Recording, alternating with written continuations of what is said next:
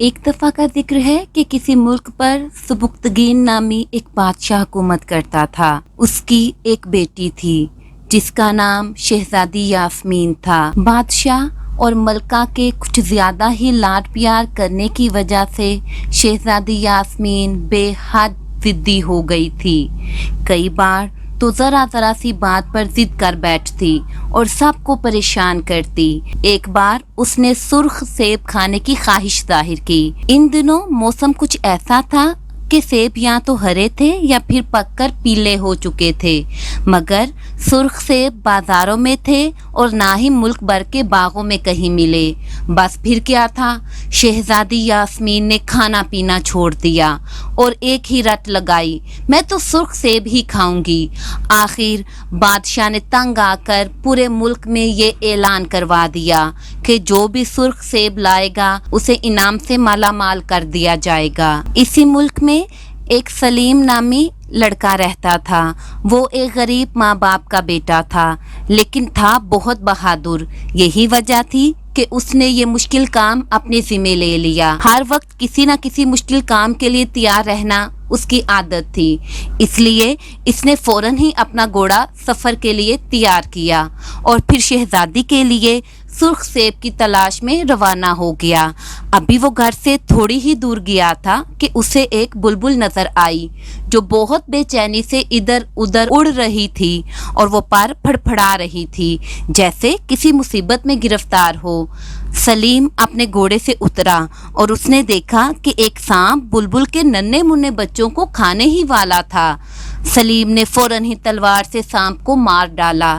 اس کے ساتھ ہی بلبل انسانوں کی طرح بولنے لگی۔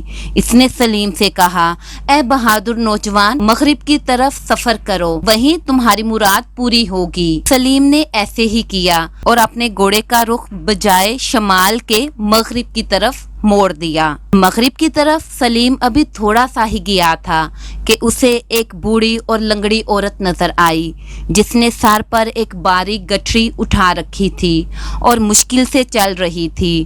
بڑھیا نے کہا، بیٹے کیا تم میری باریک گٹھری اٹھا کر مجھے میرے گاؤں تک پہنچا دو گے؟ اور پھر فوراً ہی اس کی گٹھری سنبھال کر گھوڑے کی پیٹھ پر رکھ دی اور بڑھیا کو گھوڑے پر بٹھا لیا اور اس کے ساتھ چلنے لگا۔ کہیں تمہیں اپنے کام میں دیر تو نہ ہو جائے گی بیٹے؟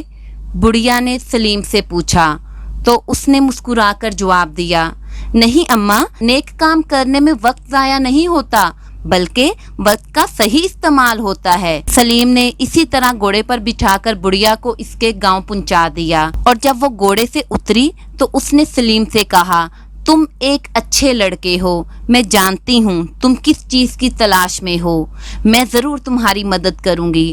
تم یوں کرو، سیدھے چلتے جاؤ حتیٰ کہ تم سمندر کے کنارے پہنچ جاؤ گے۔ وہاں ایک چٹان کے نیچے ایک چھوٹے سے سمندری غار میں تمہیں ایک جھونپڑی نظر آئے گی۔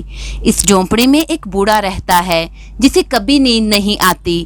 یہ لو، یہ تکیہ تم اس بوڑھے کو دے دینا اور کہنا یہ نیلم پری نے دیا ہے، اس پر سر رکھ کر سونے سے وہ گہری اور میٹھی نیند سو سکے گا اور پھر تم اس سے آگے کے لیے اپنا راستہ دریافت کر لینا۔ اسی وقت سلیم نے محسوس کیا کہ وہاں اب بڑھیا کی جگہ ایک بہت ہی خوبصورت پری کھڑی مسکرا رہی ہے۔ سلیم نے تکیہ لے لیا اور اس پری کا شکریہ ادا کرتے ہوئے آگے بڑھ گیا۔ تمام دن چلتے چلتے آخرکار وہ سمندر کے کنارے پہنچ گیا اور جلد ہی اس نے وہاں جاگنے والے بوڑھے کی جھونپڑی ڈھونڈ نکالی۔ سلیم نے جھونپڑی کا دروازہ کھٹکھٹایا تو بوڑھے نے دروازہ کھولا۔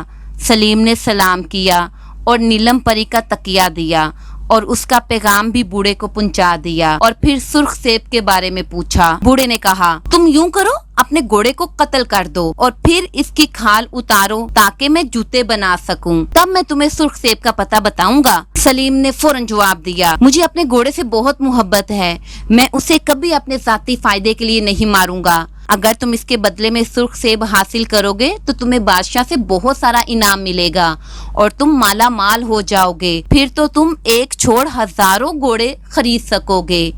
یہ صحیح ہے، مگر میں دولت کا بھوکا نہیں ہوں۔ جس طرح مجھے اپنی جان پیاری ہے اسی طرح اپنے گھوڑے کو بھی میں عزیز رکھتا ہوں۔ اگر آپ کی مدد کی یہی شرط ہے تو مجھے آپ کی مدد کی ضرورت نہیں، میں سرخ سیب تلاش کرنے کے لیے کوئی اور ترکیب سوچوں گا۔ سلیم نے کہا۔ اس پر بوڑھا شخص اس کے سر پر محبت سے ہاتھ پھیر کر کہنے لگا، ارے بچے، میں تو صرف تمہارا امتحان لے رہا تھا کہ تم کس قسم کے لڑکے ہو، ورنہ میں بالکل نہیں چاہتا کہ تم اپنے پیارے گھوڑے کو مار ڈالو۔ اب جب کہ مجھے پتا چل گیا ہے کہ تم نیک دل اور باہمت ہو تو میں تمہیں سرخ سیب کا پتہ بتا دیتا ہوں۔ تم اپنے اسی گھوڑے پر سمندر کے اندر کود جاؤ اور تیر کر دوسرے کنارے پر پہنچ جاؤ، وہاں تمہیں دوسری مدد تیار ملے گی۔ بڑے میاں کے کہنے کے مطابق سلیم نے گھوڑا سمندر میں ڈال دیا۔ سمندر زیادہ گہرا نہ تھا اور اس روز سمندر میں طوفان بھی نہ تھا، اس لیے بہت جلد سلیم دوسرے کنارے پر پہنچ گیا۔ وہ کنارے پر پہنچا ہی تھا کہ ایک ننھی سی چڑیا اڑتی ہوئی اس کے ہاتھ پر بیٹھ گئی اور بولی، میں تمہیں بتاؤں گی کہ سرخ سیب کہاں ملے گا۔ چڑیا آگے آگے اڑنے لگی اور سلیم گھوڑے پر سوار اس کے پیچھے پیچھے جانے لگا۔ جلد ہی وہ ایک خوبصورت چھوٹے سے گھر کے سامنے تھا۔ گھر کے باہر باغ میں سیب کا درخت تھا۔ درخت کی چوٹی پر صرف ایک سرخ پکا ہوا سیب جھول رہا تھا۔ درخت کے قریب ایک سنہرے بالوں والی پری کھڑی تھی۔ پری بہت ہی خوش نظر آ رہی تھی۔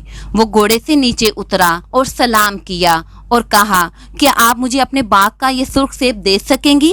مجھے اس کی ضرورت ہے۔ یہ سیب میں ایک شہزادی کے لیے لینا چاہتا ہوں جو بہت بیمار ہے اور سرخ سیب کھائے بغیر زندہ نہیں رہ سکتی۔ خوبصورت پری نے کہا، ہاں ہاں، تم ضرور یہ سیب لے سکتے ہو، کیونکہ میری نیلم پری نے مجھ سے کہہ رکھا ہے کہ میں اس سیب کو خود بھی نہ کھاؤں بلکہ حفاظت سے رکھوں، کیونکہ میرے سے زیادہ اس کی کسی اور کو ضرورت ہوگی۔ اب تم آگے ہو تو میں یہ سیب توڑ لیتی ہوں۔ پری نے سیب توڑ کر سلیم کے حوالے کر دیا۔ سلیم اس سیب کو لے کر اپنے گھوڑے پر بیٹھا اور واپسی کے سفر پر گامزن ہو گیا۔ سلیم وہ سیب لے کر بادشاہ اور ملکہ کی خدمت میں حاضر ہوا۔ وہاں پر شہزادی یاسمین پہلے سے ہی موجود تھی۔ جب اس نے سرخ سیب دیکھا تو خوشی سے چلا اٹھی، ہاں ہاں، یہی سیب کے بارے میں تو میں بات کر رہی تھی۔ سب لوگ سلیم کی دلیری سے بہت متاثر ہوئے اور بادشاہ نے وعدے کے مطابق سلیم کو نہ صرف ایک جاگیر بخشی بلکہ شہزادی یاسمین کی شادی بھی اس سے کرا دی۔ سب ہنسی خوشی رہنے لگے۔